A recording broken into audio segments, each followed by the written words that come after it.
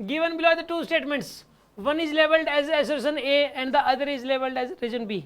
ये बात बताई थी तो देख के, एसर्शन ए में क्या लिख रखा है, दो आइडेंटिकल बॉल है A and B thrown with the same speed, two different angles हैं और रेंज है आर इसमें और हाइट 10 h1 h2।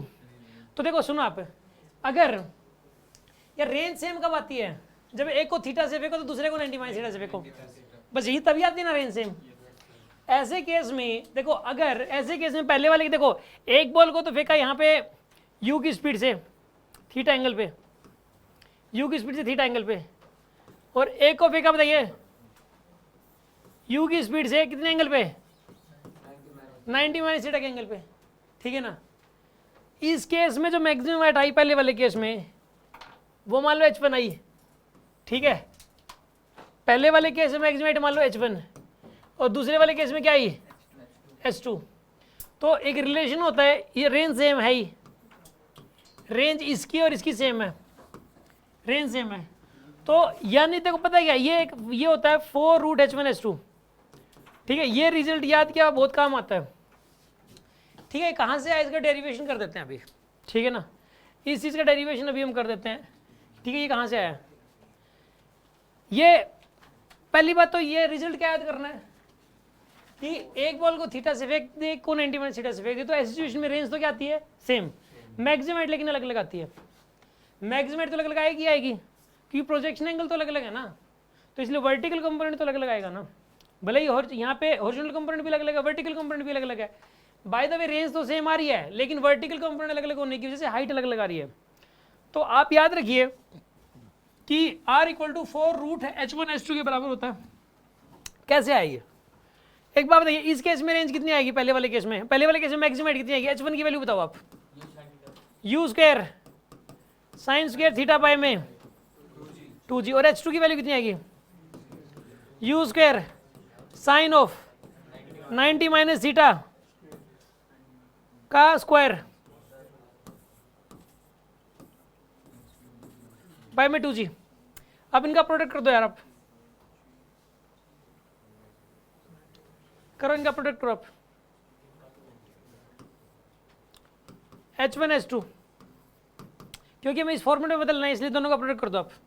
ये बनेगा u square sine square theta by में 2g इंटू में, इसको लिख सकते हो cos theta, sine 90 minus theta, कहीं पर भी कोस थीटा लिख सकते हैं हम लोग, ठीक है ना।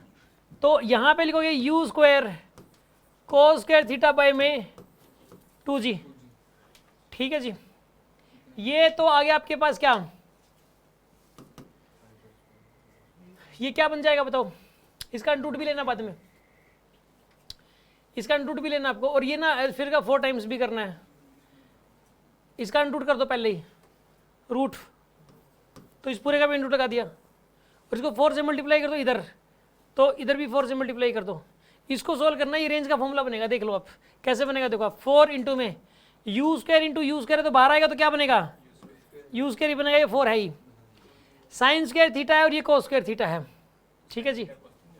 तो साइन थीटा कोस थीटा बाहर आएगा, क्योंकि साइन स्क्वायर थीटा के नाम का साइन थीटा बाहर आएगा और कोस स्क्वायर थीटा के नाम का कोस थीटा बाहर आएगा,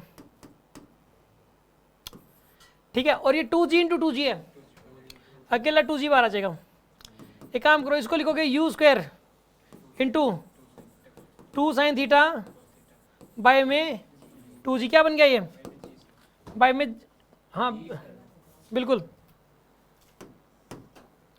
बाय में g बनेगा ये, क्योंकि ये 2 2 जा 4 कट गया, तो you square sine 2 theta by g, proof होगी ये बात प्रूफ होगी कि जो रेंज होती है वो 4 रूट h1 h2 के बराबर होती है, ठीक है। ये बाय द वे पेपर में, बाकी मुझे तो छोड़ के आएंगे इसको, ये टाइम खराब करके आएंगे 1-1.5 मिनट का, आप वहीं जीतोगे, ठीक है ना। 1 मिनट तो लगेगी यार इसमें कुछ भी, ये मैंने ये समझाया है ना, ये मुझे पता था कि मुझे ये रिजल्ट बनाना माइंड सेट था, तो जाके इतना टाइम लग गया इसमें, ठीक है ना। ये सब तो करना ही करना पड़ेगा बिना माइंड सेट के भी, इस चीज़ को पहले इनको प्रूव करना पड़ेगा, ठीक है ना।